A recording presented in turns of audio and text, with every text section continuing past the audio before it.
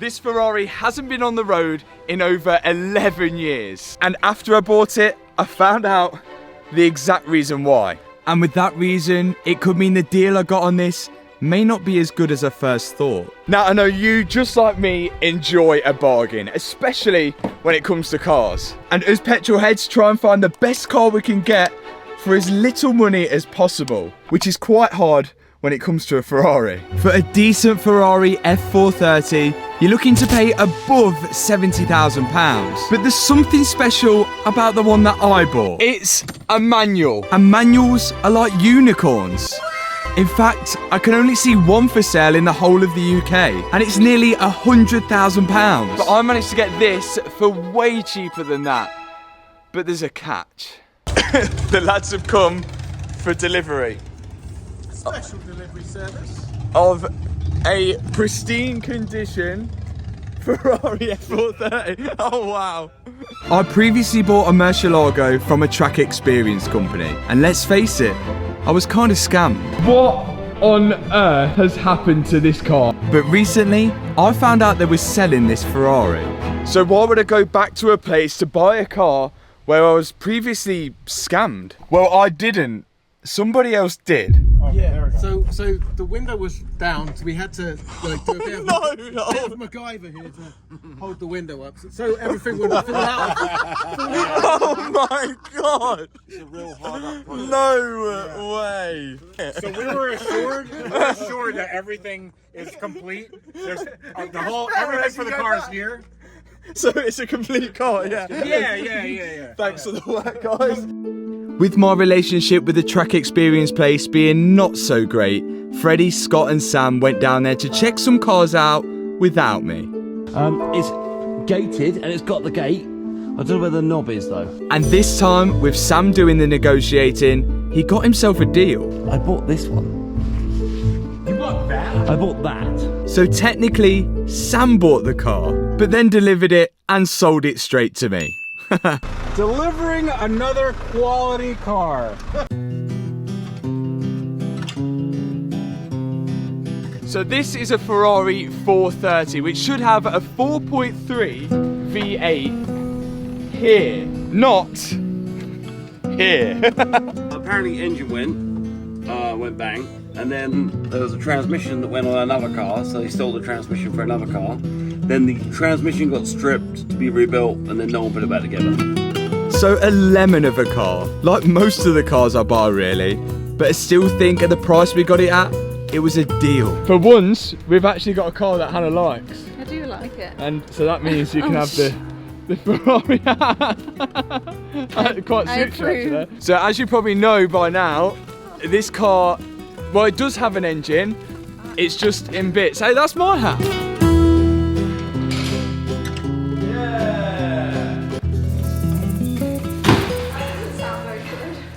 Everywhere one of their mechanics could go says please do not George.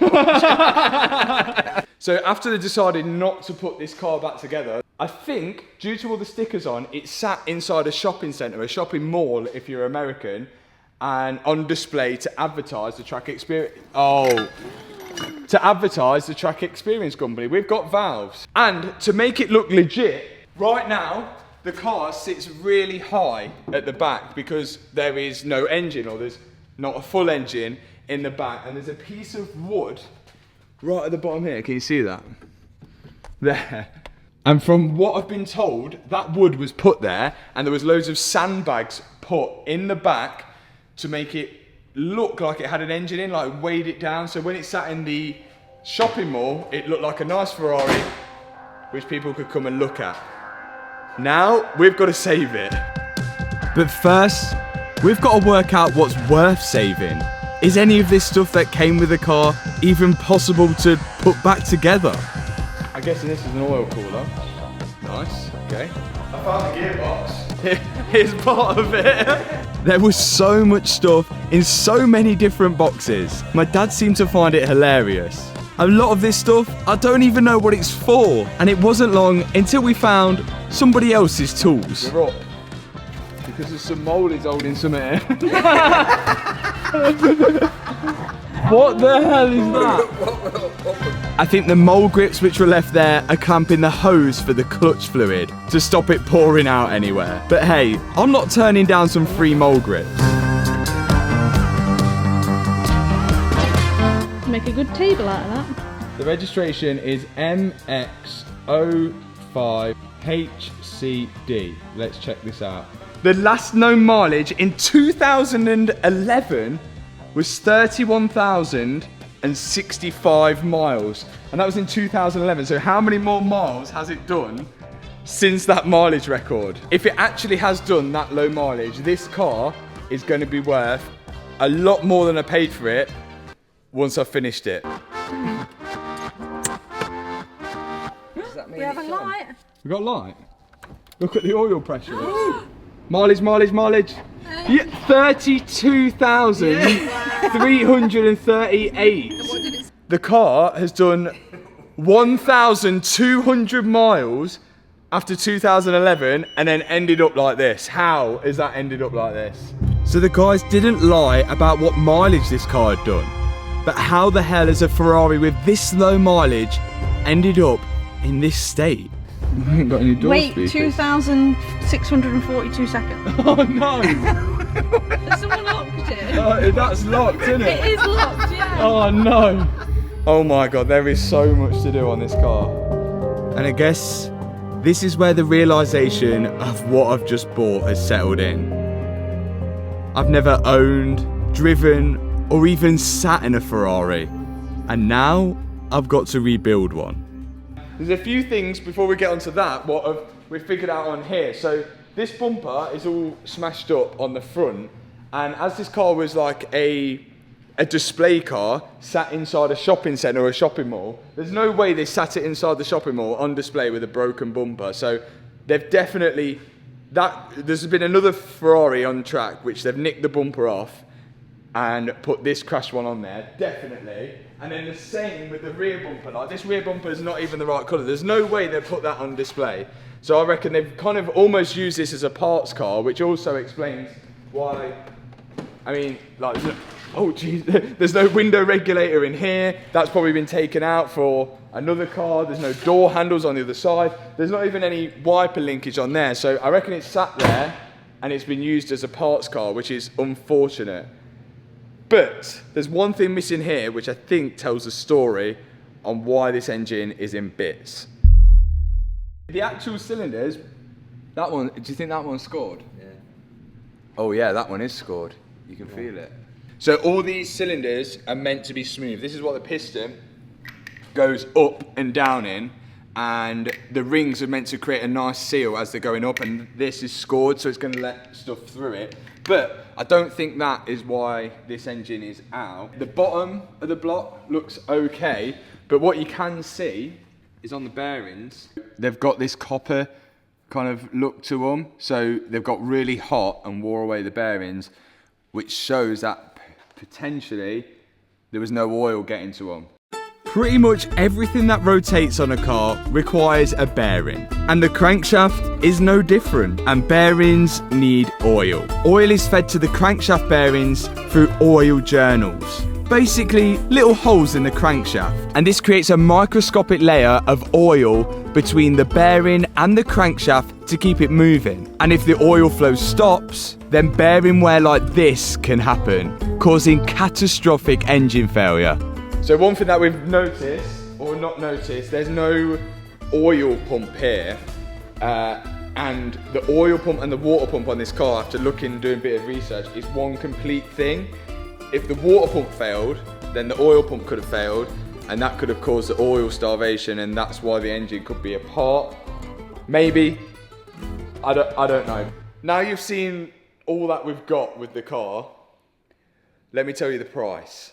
From rebuilding Audi TTs in a restaurant car park, I never thought it would lead to this moment where I'm putting Ferrari F430 on the board that I bought for £60,000, which may sound steep for what I've got with it, but there was a saviour and a reason on why we pulled the trigger on this. Sam told me about this car when we was out in America fixing the GT3, and I knew the exact state it was in. And from my previous experience, I knew it was unlikely that the whole engine was going to be there, which almost stopped me from buying it. But then I showed the pictures to Freddie, and what are the chances? He actually had a spare engine in his workshop. So it's We won't get this on the flight back, will we? How can I buy this off you? oh, I'll give it to you if you want. You give it to me. Yeah, I'll give it to you. We could. Let's do that. Let's do that, and we've got an engine. Or do you have a gearbox? I don't. No. With Freddie giving us an engine, all we had to do is work out how to get it back to the UK. So he boxed it up. I don't put any warranties on that engine. I have not opened it up. So, buyer, you get what you pay for. You get what you pay for. All done and ready to ship to the UK. So now I'm feeling pretty confident because not only have we got a Ferrari at a half decent price, we've got an engine as well. And on the car vertical report, everything is checking out. It's showing that it's not been recorded as ever being stolen. It's had no mileage fraud. It's not got any outstanding finance, and it's never been recorded as damaged. And I never would have bought this car if I didn't car vertical check it before, because it could have shown me anything. If the car was previously in an accident and it was auctioned off at a car crash auction site, I could have seen the photos of when it was auctioned off. So if you're thinking about buying a car, or you just want to find a little bit more history about your own car, go check it out with Car Vertical with the link in the description box below, and use code MATT to get discount on that check. It's only Friday. Yeah, made it. 800 quid. Hey! And here is the F430 engine all the way from Florida to the UK. But there is one catch with this engine. Go this way, Matt. No, Freddie scammed us. Two broken engines, but at least one's in almost one piece. This seems like the impossible rebuild, but for £60,000 with a free engine from Freddie, this could work out perfectly, depending on how bad this engine is damaged. So one engine which is seized, and another engine which is in pieces. If we can find out why this engine is seized, we might have a good chance on building one good engine out of two bad ones. If we manage to rebuild this engine and actually get it running, we should be Italian mechanics.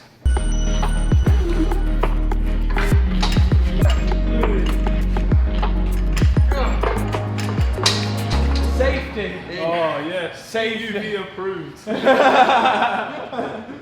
Let's find out what exactly is wrong with Freddie's engine. It doesn't turn over and it seems locked out. So we're going to start from the top of the engine and work our way down. First off is the rocker covers. It didn't reveal much there, so now we're taking the cover for the chain off. So this, it's either really clean or brand new. Oh no! Oh, that stinks. There's water in this engine. I don't know how close it got to the P1 at Freddie's, but it stinks. Could this engine be flooded? But it doesn't make sense. This all looks new. It looks like it's had new tensioners, new chain, and everything looks new. It's like a smaller version of the Murcielago. Oil pump on the bottom here. Then you've got like a balance shaft, then going to the two camshafts at the top, two camshafts at the top.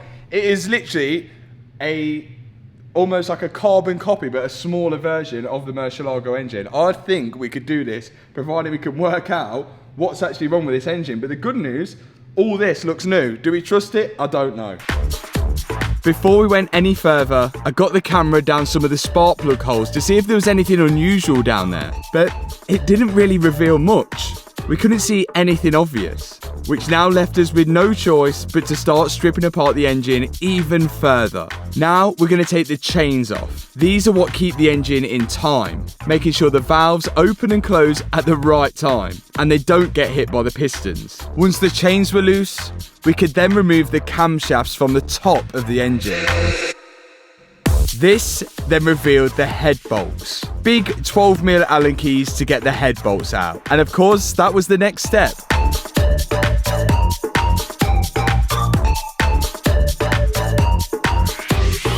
Go on, lift it off. But everything looked okay. Diesel in it, which my dad put in. Sleeves look good. There didn't look like there was any damage there. Yes, the pistons and everything weren't brand new, but nothing looked damaged. And that goes for the other side as well. So, why is it See if it seized? turns over now. Yeah, let's try and turn it now. Will it turn?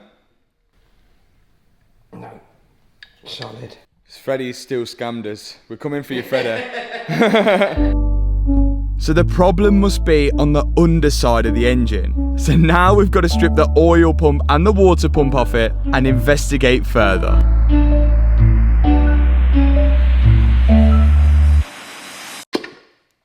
We've took all of this apart and the crank still won't move. We think a piston is seized in here for some unknown reason.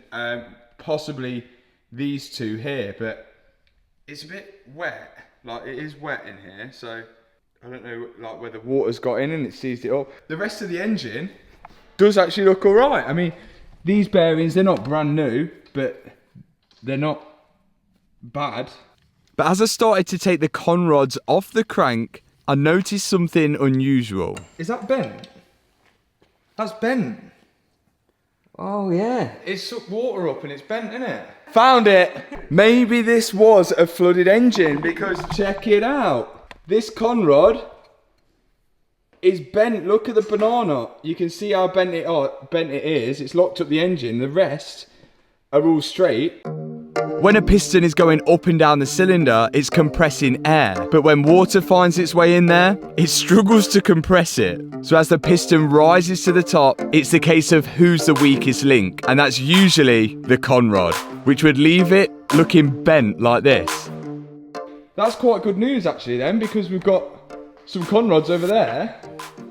We've got a bent con rod and now two engines in absolute pieces. Maybe Freddie didn't scam us.